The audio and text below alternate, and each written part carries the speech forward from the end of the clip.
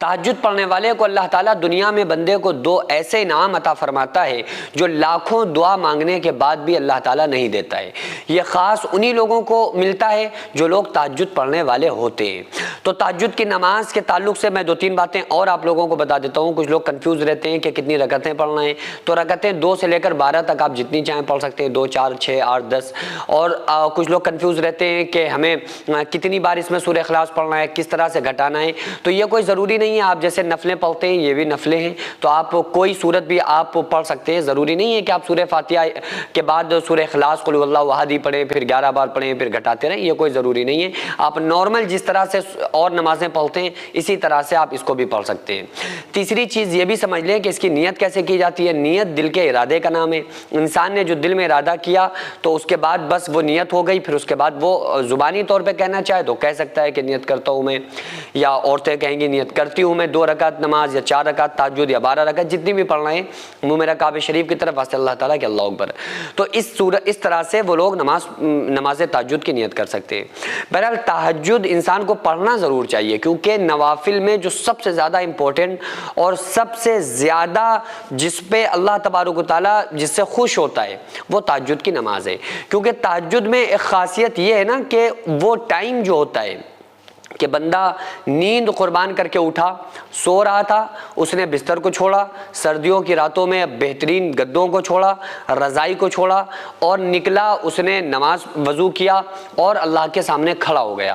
تو چونکہ اس ٹائم جو رات کا آخری پہر ہوتا ہے، جو رات کا آخری حصہ ہوتا ہے، اس میں اللہ تبارک و تعالیٰ ایک خاص توجہ فرماتا ہے دنیا کی طرف اور بندوں سے ایک سوال کرتا ہے، پوچھتا ہے۔ اللہ فرماتا ہے کوئی بے اولاد جو اولاد چاہتا ہو وہ مجھ سے اولاد مانگے تاکہ میں اس کو اولاد دے دوں۔ ہے کوئی غریب آدمی جس کے پاس رزق نہیں ہے وہ مجھ سے رزق مانگے میں اس کو رزق دے دوں۔ ہے کوئی ایسا بندہ جو مجھ سے انعام چاہتا ہے میرے پاس آئے مجھ سے مانگے میں اس کو انعام عطا کروں گا۔ ہے کوئی ایسا بندہ جو اپنی دعائیں قبول کروانا چاہتا ہے آئے میرے سامنے مجھ سے توبہ کرے، مجھ سے دعا مانگے میں اس کی دعا کو قبول کروں گا۔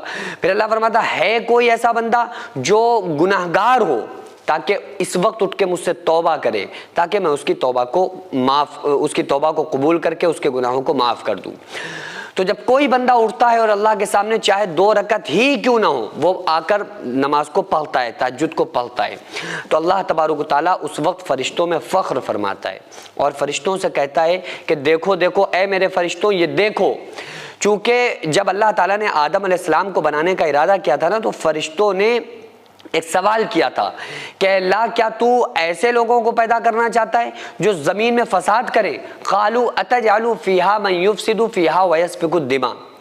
فرشتوں نے کہا وہ ایسے لوگ ہوں گے جو زمین میں فساد کریں گے، یعنی آدم علیہ السلام سے جو لوگ پیدا ہوں گے۔ اور انہوں نے کہا وَنَحْنُ نُسَبِّحُ بِحَمْدِكَ وَنُقَدِّسُ لَكَ، اے اللہ ہم تو تیری تسبیح اور تحلیل بیان کرتے ہیں، تو ایسے لوگوں کو کیوں پیدا کرنا چاہتا ہے زمین میں جو فساد کریں؟ تو اللہ تعالیٰ نے کیا فرمایا؟ قال انی اعلم ما لا تعلمون، اے فرشتوں جو میں جانتا ہوں وہ تم نہیں جانتے۔ تو فرشتے خاموش ہو گئے۔ تو اللہ تعالیٰ ان فرشتوں کو یہ ریلائز کراتا ہے، یہ دکھاتا ہے کہ اے فرشتوں دیکھو تم نے تو کہا تھا زمین میں فساد کریں گے، دیکھو میرا بندہ کیسے اٹھ کر میرے سامنے رو رہا ہے، میرے سامنے گڑ گڑا رہا ہے، مجھ سے دعائیں مانگ رہا ہے، تو کیا میں اس کی دعاؤں کو قبول نہ کروں؟ تو اللہ تبارک و تعالیٰ اس بندے کی دعاؤں کو قبول کرتا ہے۔ پھر اللہ تبارک و تعالیٰ اس کو ذہنی دنیا میں ایک سکون عطا کرتا ہے، جو سکون 1 کروڑ پتی کو بھی میسر نہیں ہو سکتا، وہ سکون دنیا کے اندر کسی کو بھی میسر نہیں ہو سکتا، کسی بادشاہ کو میسر نہیں ہو سکتا۔ جو تہجد پڑھنے والے کو اللہ تعالیٰ دنیا میں ایک سکون عطا فرماتا ہے۔